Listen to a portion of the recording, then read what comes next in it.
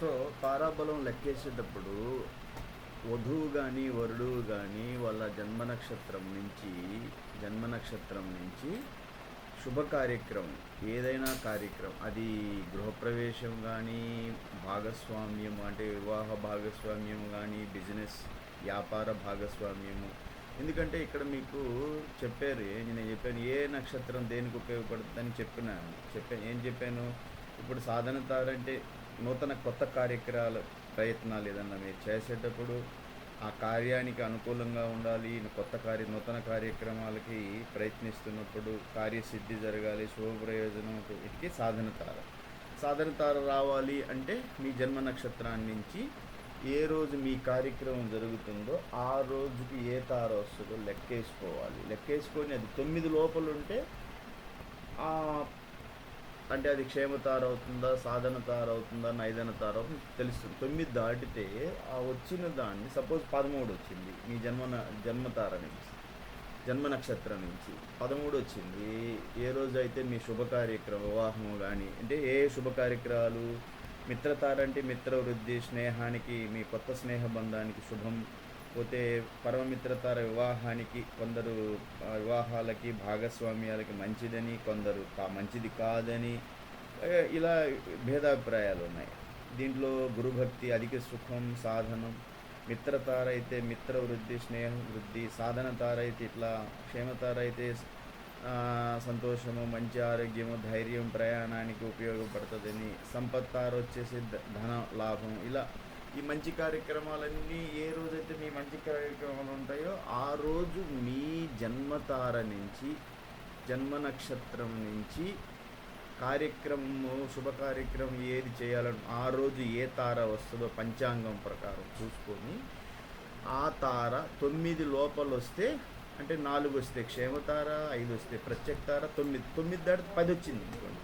10 అంటే 9 చేత భాగిస్తే 10ని 9 చేత భాగించిన తర్వాత శేషం 1 అంటే జన్మతార, అంటే మీ జన్మ నక్షత్రం జన్మతార అవుతుంది.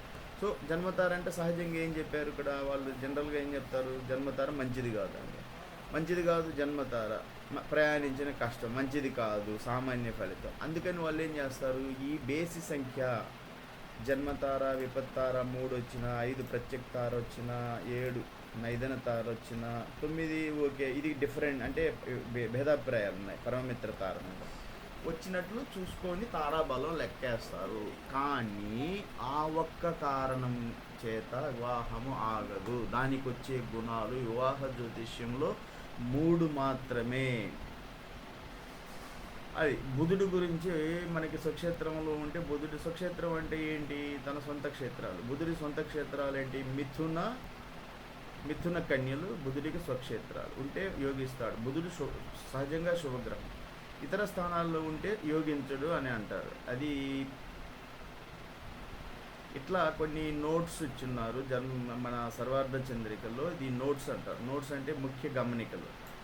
ఓకే, చదివేటప్పుడు తెలుస్తూ ఉంటుంది. ఇది సర్వార్థ చంద్రిక రాసినటువంటి బ్రహ్మశ్రీ ముల్లపూడి లీలాకృష్ణమూర్తి గారి సర్వార్థ చంద్రిక ప్రథమ భాగం నందు నేను ఈ విషయాలన్నీ మీకు చెప్తున్నాను. తారాబలం గురించి చాలామంది నన్ను అడిగారు కాబట్టి, ఈ వక్రీభవించేటప్పుడు ఏ గ్రహాలు వక్రిస్తాయి, రెట్రోగ్రేడ్ అంటే బుధుడు సంవత్సరానికి 3 సార్లు వక్రిస్తాడు. రెట్రోగ్రేడ్ సంవత్సరానికి బుధుడు ప్రతి రాశిలో, ఒక్కొక్క రాశిలో నెల రోజులు ఉంటాడు. 360 రోజుల్లో 12 రాశులు తిరుగుతాడు. ఒక్కొక్క రాశిలో 30 రోజుల్లో, ఒక్కొక్క రాశిలో 30 రోజులు ఉంటాడు. కాబట్టి 3 సార్లు వక్రిస్తాడు సంవత్సరం. శని గురువులు సంవత్సరానికి ఒకసారే వక్రిస్తారు. వక్రించడం అంటే రెట్రోగ్రేడ్ అంటారు. అది నేను వక్రీభవనం గురించి చెప్పాను. మీరు గ్రహం వక్రీభవించడం సరే. ఈ జన్మతార, సంపత్తార, విపత్తార ఇవన్నీ మీకు నేను చెప్పాను. ఇది చాలా ఈజీ, అంత కష్టమేం కాదు. మీరు ఇప్పుడు సపోజు ఎవరిదైనా పుష్యమి నక్షత్రం ఉంది, వాళ్ళ జన్మ నక్షత్రం అది పుష్యమి, వివాహము పెళ్లి చూపుల రోజు వాళ్ళకి ఏ నక్షత్రాలు మంచి అని చెప్పాను, బేసి సంఖ్యలుగా సరి సంఖ్యలు సంపత్తార, క్షేమతార, సాధన తార 6, మిత్రతార. ఈ పరమమిత్రతార ఈ కొంచెం భేదాభిప్రాయాలు ఉన్నాయి. సో ఎవరైతే పుష్యమి నక్షత్రం వాళ్ళ జన్మ నక్షత్రం అనుకుందాం, ఆ రోజు వాళ్ళు మంచి రోజు ఏ తార మిత్రతార మంచిది అనుకున్నప్పుడు పుష్యమి నక్షత్రం వాళ్ళు వివాహ చూపులు, పెళ్లి చూపులు అలాంటప్పుడు స్వాతి, శతభిషం, ఆర్ద్ర ఆ రోజు పంచాంగంలో ఇది ఉంటే స్వాతి నక్షత్రం అయితే అది మిత్రతార కింద వస్తుంది. ఎందుకంటే పుష్యమి నుంచి స్వాతి నక్షత్రం ఏమవుతుంది, పుష్యమి నుంచి స్వాతి లెక్కేస్తే మనము పుష్యమి అంటే పుష్యమి వచ్చేసి మనకి పుష్యమి నుంచి స్వాతి 8వ నక్షత్రం వస్తుంది. ఎట్లా పుష్యమి అంటే మా అశ్విని భరణి కృత్తిక రోహిణి మృగశిర ఆరుద్ర పునర్వసు పుష్యమి. పుష్యమి కాడి నుంచి లెక్కేస్తే పుష్యమి అశ్లేష మఖ పుబ్బ హస్త చైత్ర స్వాతి విశాఖ. ఓకే, స్వాతి వచ్చేసి 8వ నక్షత్రం పుష్యమి నుంచి. పుష్యమి అశ్లేష మఖ పుబ్బ ఉత్తర హస్త చైత్ర స్వాతి 8వ నక్షత్రం.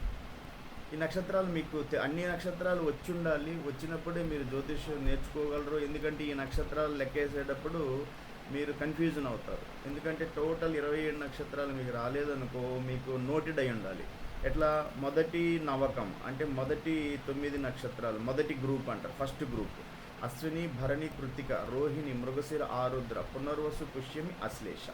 ఆశ్లేష అంటారు, ఆశ్లేష అంటారు, ఆశ్లేష అంటారు, అశ్లేష అంటారు, ఇవన్నీ అంతా ఒకటే. రెండో నవకం అంటే 9 గ్రూపులు అంటే రెండవ గ్రూపు, దాంట్లో 9 నక్షత్రాలు ఉంటాయి. రెండో గ్రూప్ 9 నక్షత్రాలు. మఖ పుబ్బ అంటే పూర్వ ఫల్గుని అని ఉత్తర ఫల్గుని ఉత్తర అంటారు.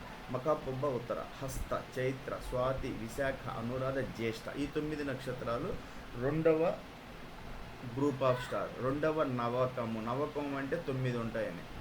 మూడవ నవకంలో 9 నక్షత్రాలు ఉంటాయి. మూల పూర్వాషాఢ ఉత్తరాషాఢ శ్రవణం ధనిష్ట శతభిషం పూర్వభాద్ర ఉత్తరాభాద్ర రేవతి. ఈ 9 నక్షత్రాలు మూడవ నవకం అంటే మూడవ గ్రూప్ ఆఫ్ స్టార్స్. సో మీకు లెక్కేసుకోవాలి అన్నప్పుడు ఫస్ట్ మీ జన్మ నక్షత్రం, మీ పేరు బట్టి అయితే నామ నక్షత్రం, మీ పుట్టిన సమయము డేటు పుట్టిన ప్లేసుని బట్టి వచ్చే జన్మ నక్షత్రాన్ని బట్టి పునర్వసు ఉంది. పునర్వసు జన్మ నక్షత్రం వాళ్ళు వివాహ పెళ్లి చూపులు చూసుకోవాలన్నమాట.